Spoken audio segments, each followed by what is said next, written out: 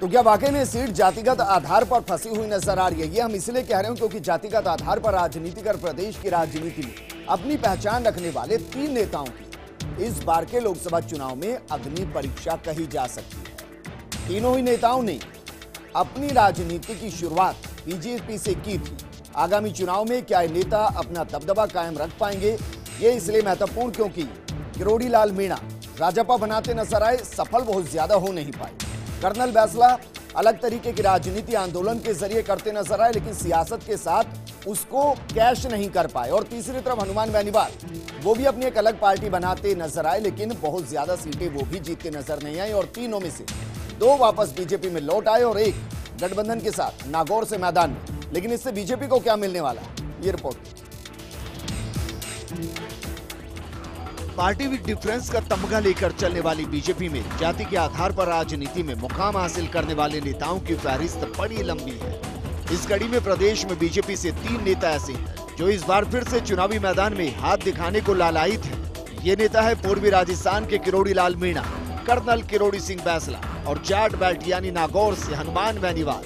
हालांकि एक समय था जब इन तीनों नेताओं ने पार्टी से किनारा कर पार्टी के लिए परेशानी खड़ी कर दी थी, लेकिन अब एक बार फिर से पार्टी में और अपना वजूद साबित करने के लिए पूरा जोर लगाने के लिए कमर कस रहे। सबसे पहले बात करते हैं किरोड़ी लाल मीणा की। करीब 1 साल पहले पार्टी में वापस आए, लेकिन पार्टी को इनसे जिस चमत्कार की उम्मीद थी, इस बार ये वो चमत्कार नहीं दिखा पाए। हालांकि डांग क्षेत्र के मीणा वोटों पर किरोड़ी मीणा की पकड़ से इनकार नहीं किया जा सकता, लेकिन मीणा वोटों पर पकड़ को पार्टी के जीत में तब्दील करना इनके लिए फिर से एक बड़ी चुनौती है। चुनावी संग्राम शुरू हो चुका है, लेकिन किरोड़ी लाल मीणा की सभाओं का बीजेपी की तरफ से कोई प्लान फिलहाल तैयार नहीं है। अब जाट नेता हनुमान बेनीवाल की बात करें तो जाट समाज की युवा सेना उनकी ताकत है। कभी बीजेपी कांग्रेस दोनों ही पार्टियों की अपने बयानों से बखिया उधेड़ने वाले हनुमान पिछले 2 विधानसभा चुनाव से भले ही बीजेपी के खिलाफ बगावत कर रहे थे, लेकिन नागौर समेत राज्य की जाट लैंड भूमि की स्थितियों को भांपकर अपने अस्तित्व के लिए नागौर में मिर्धा परिवार की ज्योति मिर्धा के खिलाफ मैदान में है।